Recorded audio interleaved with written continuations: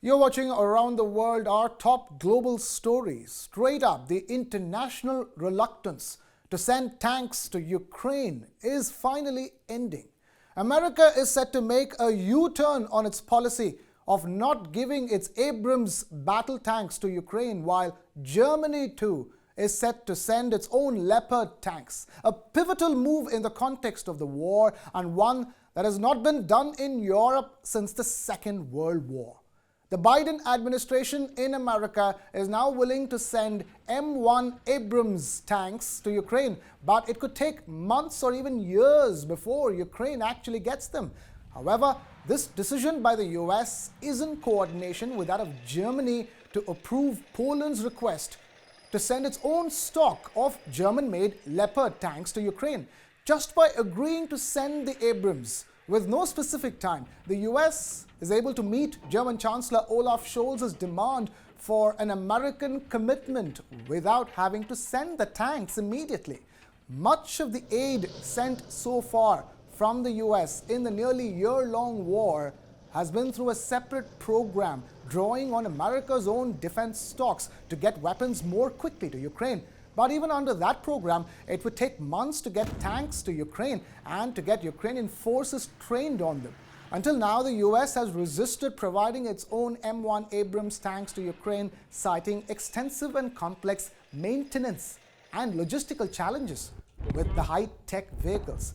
Washington believes it would be more productive to send German Leopard tanks, since many allies already have them and Ukrainian troops would need less training than on the more difficult Abrams. And so Germany is set to provide Ukraine with at least one company of Leopard tanks from its own army stock. Зараз, до речі, багато говорять про танки, про сучасні танки, яких ми... There is a lot to talk about tanks now, about the modern tanks we need, and about how this deficit can be filled. Many efforts, words, promises. But it is important to see reality. It is not 5 or 10 or 15 tanks. The need is greater. Russia has called the move to send tanks a quote-unquote blatant provocation. Meanwhile, Russian shelling overnight killed at least one civilian and wounded two others near the Ukrainian city of Bakhmut. This city in the east of the country has been the epicenter of the war in recent months. Footage released by Ukraine's State Border Guard Service showed much of the flashpoint town in near ruins. The video showed soldiers driving through the heavily contested town, and one of them describing it as the hottest point on planet Earth. Capturing Bakhmut would allow Russia to disrupt Ukrainian supply lines in the east and threaten other Ukrainian-held cities in the surrounding Donetsk region.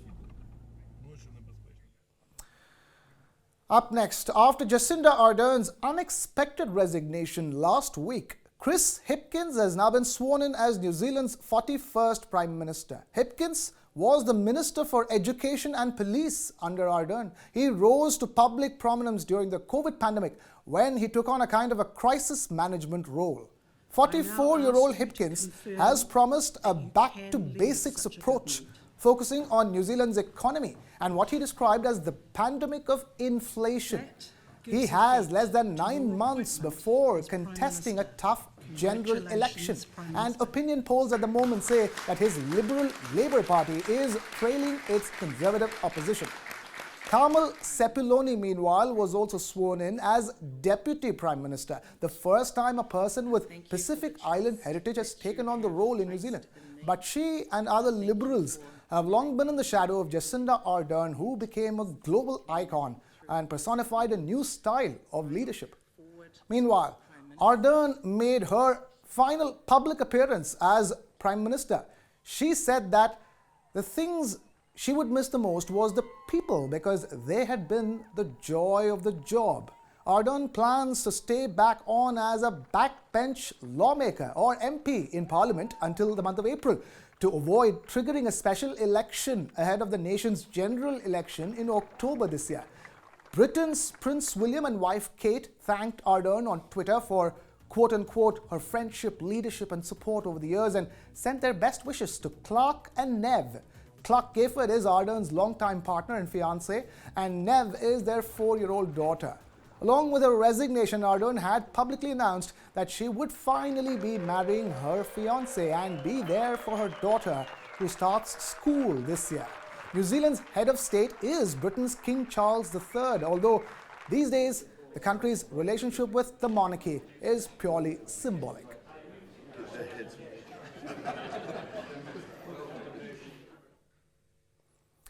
Shifting focus to Elon Musk, who returned to court to defend himself. Musk spent roughly 3 more hours on the stand on his 3rd day of testimony.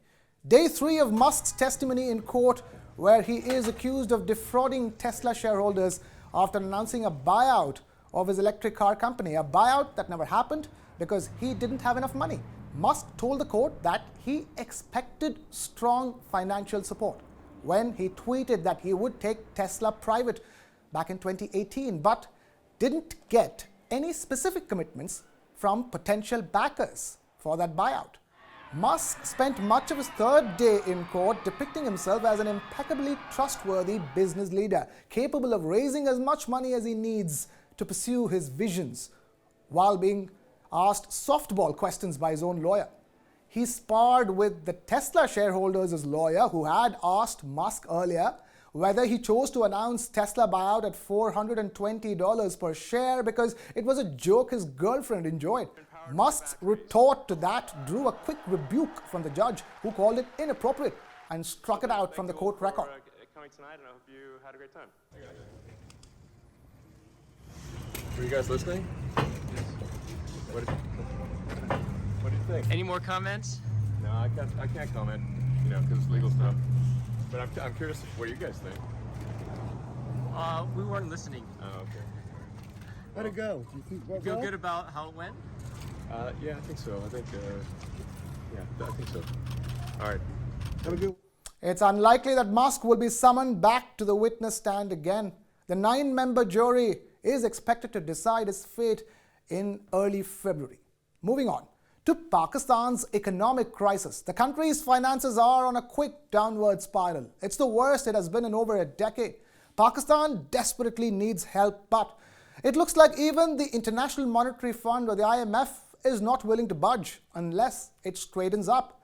It's yet another blow for Pakistan and its economy. The IMF has refused to even visit the cash-strapped country. A team from the IMF was supposed to go to Pakistan for a review. Instead, the IMF has placed new conditions now that Pakistan has to meet before even that visit happens. The IMF is demanding the shutdown of Pakistan's electricity subsidies and has also asked Pakistan to create a mini budget plan immediately. The new condition would also mean a 10% cut in the salaries of government employees. Pakistan has been told to levy new taxes too. These moves will push inflation up further. Pakistan's inflation rate is already high at 25%. Reports say that Pakistan needs a hefty sum of $10 billion to avoid defaulting on loan repayments to the IMF. It has paid just $15 billion out of the $23 billion it actually owes the IMF. If Pakistan and the IMF reach a consensus, Islamabad will immediately get a bailout package worth over $1 billion.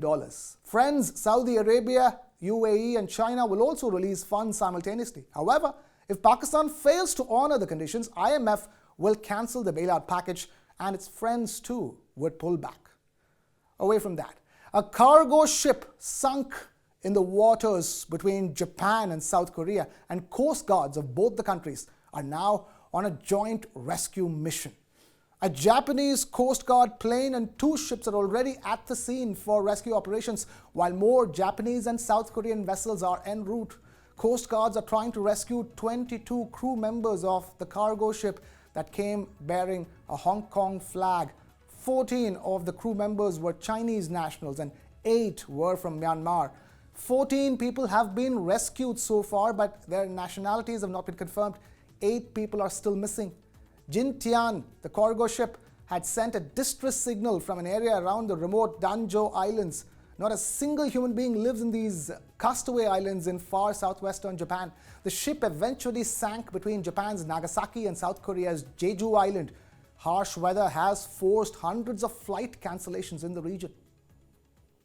And finally, people in Bolivia, the Latin American nation, celebrated the annual Wish Fair, a festival meant to make wishes for a happy new year.